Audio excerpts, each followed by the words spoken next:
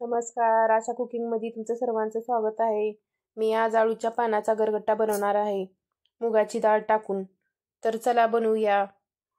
खूप छान लागते हे गरगट्टा. शरीरासाठी खूप छान आहे. इथं मी एक पेंडी घेतलं होतं आळूच्या पानाची, धुवलं आहे स्वच्छ आणि याला बारीक चिरून घ्यायचं आहे.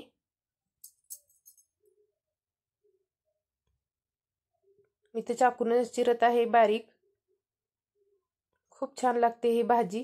गरगट्टा भाजी वडे खूप छान लागतात याचे आणि शरीराला खूप चांगलं आहे. बघा, असं चिरून घ्यायचं आहे बारीक.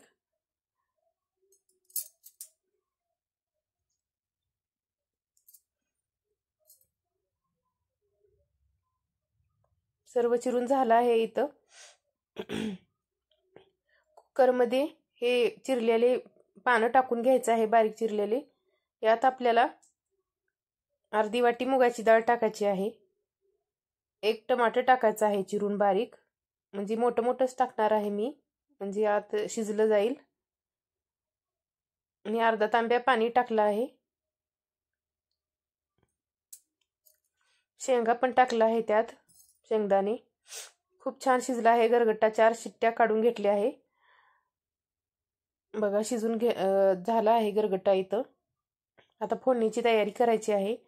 एक 3-4 हिरवी मिरची घ्यायचं आहे मिक्सरच्या भांड्यामध्ये आणि लसूण पाकळ्या घ्यायचे आहे 10-12. कोथिंबीर थोडी.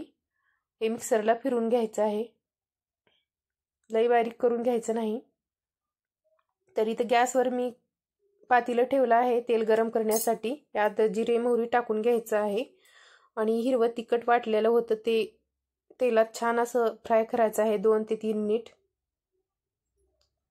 बघा, इथं छान असं लालसर झालं आहे.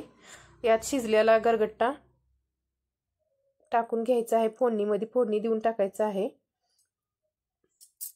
थोडीशी हळद टाकायचं आहे, चवीपुरतं मीठ टाकायचं आहे आणि छान असं एकदम मिक्स करून घ्यायचं आहे. एक 3-4 मिनिटात शिजून घ्यायचं आहे याला. अगोदरच छान शिजलं होतं कुकरमध्ये. हे मस्त शिजलं आहे बघा. इथं वरनं बारीक केलेली कोथिंबीर टाकून घ्यायचं आहे.